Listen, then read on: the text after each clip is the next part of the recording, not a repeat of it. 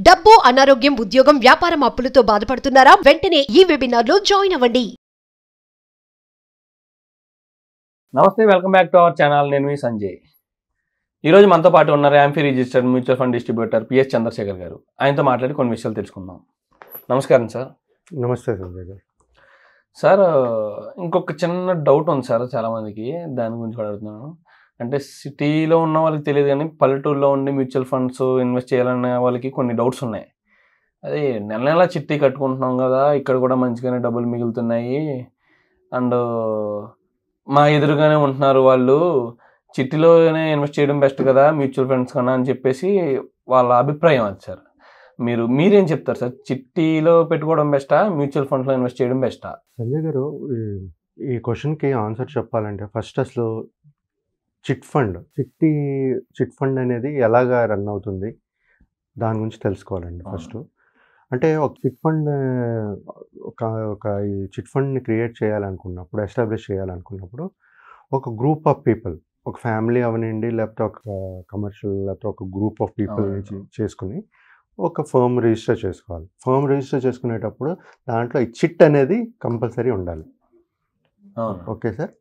So ఇది అయిన తర్వాత అలా ఎవరైతే ఆ మెంబర్స్ ఉంటారో, ఆ కమిటీ, ఆ గ్రూప్ ఆఫ్ మెంబర్స్ ఉంటారో, వాళ్ళు ఒక అమౌంట్ డిసైడ్ చేసుకోవాలి.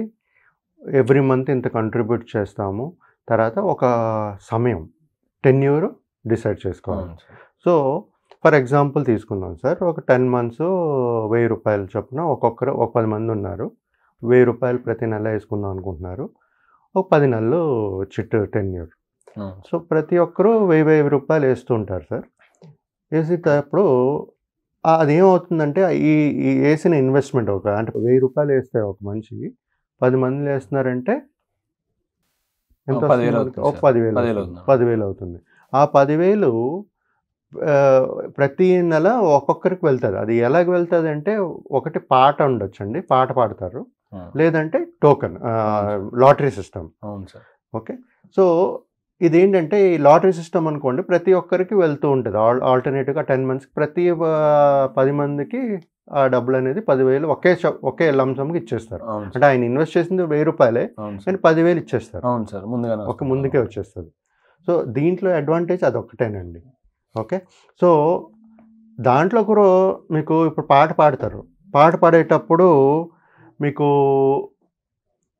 అంత డబ్బులు వస్తుందా? రాదు. సో ఫర్ ఎగ్జాంపుల్ 10,000 చిట్టి అమౌంట్ అండి, పాట పాడేటప్పుడు మేబీ 8,000 వచ్చింది అనుకోండి. అవును సార్. పాట పాడే బట్టి, ఎవరైతే పాట పాడే బట్టి మనకు వస్తూ ఉంటుంది.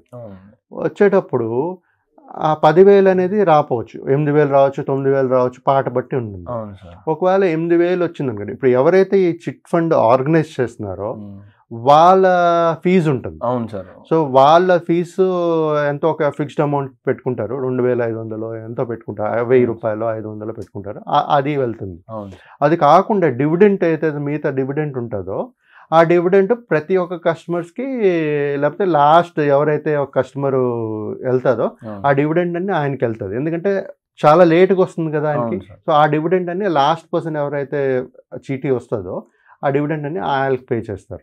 సో ఇక్కడ నేను చెప్పేది ఏంటంటే సార్, మనకి ఇప్పుడు చిట్ ఫండ్ అంటే ఏంటనేది అర్థమైంది. ఇప్పుడు చిట్ ఫండ్లో అంటే ఒక గ్రూప్ ఆఫ్ పీపుల్ ఉంటారు. అంటే మనకి చుట్టుపక్కల ఉన్న వాళ్ళు, తెలిసిన వాళ్ళు బాగానే ఉన్నారని అనుకుంటాం.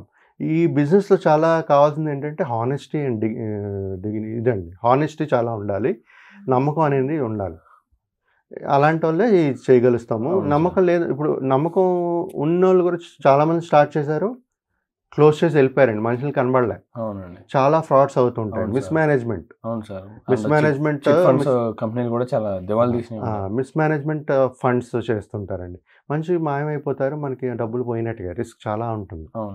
ఓకే. అంటే సార్ వాళ్ళు ఎలా అంటున్నారంటే అండి, ఇది మ్యూచువల్ ఫండ్స్ అనేది డిజిటల్ ఇన్వెస్ట్మెంట్స్, అది చిట్ ఫండ్స్ అవనాయి, చిట్ ఫండ్స్ కంపెనీలు అవనాయండి, ఫిజికల్ ఇంటరాక్షన్ ఉంటుంది, మాకు మాట్లాడతాం, కళ్ళారా చూస్తాం వాళ్ళతోటి, అందుగా వీళ్ళని నమ్మచ్చా అని చెప్పేసి ఈ డౌట్స్లో ఉన్నారు, ఎవరిని నమ్మాలని చెప్పేసి.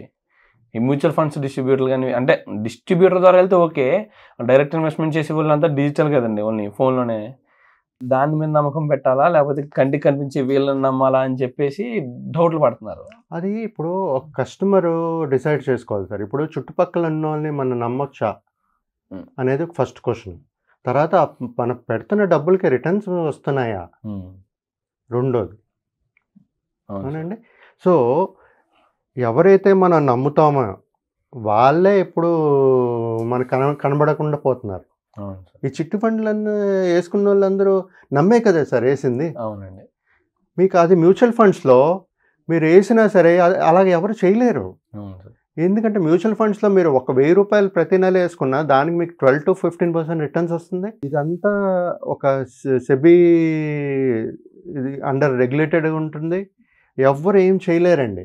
అంటే ఫ్రాడ్, మిస్మేనేజ్మెంట్ ఫండ్స్ ఏం చేయలేరు. ఎందుకంటే అన్ని డిజిటల్, మీరు చెప్పినట్టుగా డిజిటల్ ఈ కాలంలో.